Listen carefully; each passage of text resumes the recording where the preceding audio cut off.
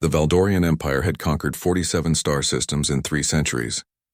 Their military doctrine was refined, their generals were tactical geniuses, and their soldiers followed orders with mechanical precision. War to them was an art form, a carefully choreographed dance of strategy and honor. When they encountered Earth, they expected the same. Commander Thexlar stood in the observation deck of the Imperial flagship, watching the human vessel approach. It was smaller than expected, scarred with battle damage that hadn't been repaired, and broadcasting what could only be described as music, loud, aggressive sounds that made his sensory organs twitch. "They've been offered surrender 3 times, his tactical officer reported. They responded with, "Laughter, sir." Thexlar's mandibles clicked in confusion. Laughter?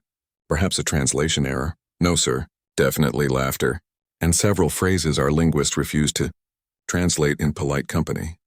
The battle began at dawn over the contested colony of Zareth 7. The Valdorians deployed their forces with textbook precision, 3 flanking maneuvers, artillery support positioned at optimal range, and a reserve force held back for tactical flexibility. It was beautiful. It was perfect. The humans charged straight ahead. No formation, no strategy. Just a screaming wave of soldiers who seemed more interested in reaching the enemy than surviving the attempt. "What are they doing?" Thexlar demanded, watching his tactical display with growing horror. "They're ignoring the cover positions.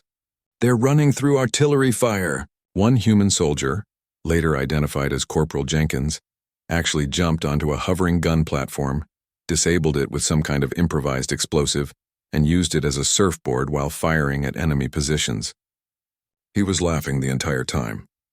The Valdorian front line, trained for 1,000 scenarios, had never prepared for an enemy that treated warfare like an extreme sport.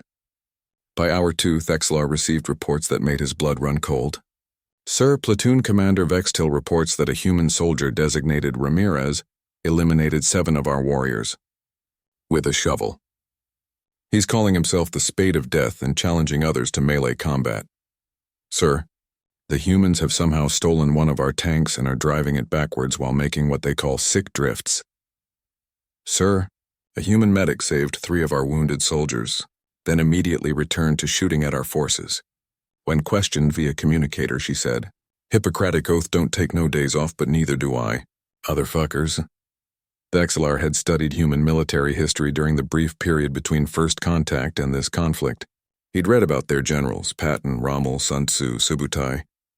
He'd expected military brilliance, clever tactics, honor-bound warriors. What he got was absolute chaos piloted by adrenaline junkies with military-grade weapons. The human commanding officer, a woman identified as Lieutenant Colonel Sarah Chen, finally responded to Thexlar's communication request on day 3. "Commander Thexlar," she said, appearing on screen with mud on her face and what looked like part of a Valdorian drone stuck to her helmet like a trophy. "You wanted to talk?" "I wish to understand," Thexlar said carefully. "Your tactics are unconventional, suicidal even, yet you're winning. How?" Chen grinned, and it was not a pleasant expression. "Commander, you made a fundamental miscalculation about humanity. You studied our generals, our history, our wars. You thought you'd be fighting chess masters. And we are not? Oh, we have chess masters. They're back on Earth planning logistics and supply chains." Chen's grin widened. "You're fighting the pieces, Commander. And every single one of us is either crazy enough, angry enough, or bored enough to be here. We volunteered for this." "Volunteered?" Thexlar's translator barely handled his shock. "You don't conscript?" "Not anymore. These days we just put up a poster that says fight aliens in space and we have to turn people away." She paused. "Do you know what kind of person volunteers to fight unknown aliens in deep space, Commander?" Thexlar was beginning to understand. "Not generals?" "Not generals," Chen confirmed. "You're fighting every kid who grew up on action movies, every adrenaline junkie who thought civilian life was too boring, every person who looked at the peaceful diplomatic future of humanity and said, 'Nah, I'm good.' You're fighting gym rats who wanted to test their combat sports training, video gamers who min-maxed their physical stats, and people who chose violence as a career path." She leaned closer to the camera. "You're fighting humans who are just happy to be here, Commander. And that's your biggest problem. Behind her, Thexelar could see a human soldier juggling plasma grenades while another was attempting to do pull-ups on a destroyed Valdorian walker. "We offer terms of retreat," Thexelar said quietly. "This colony isn't worth continuing this engagement." "Smart choice," Chen said. "Oh, and Commander?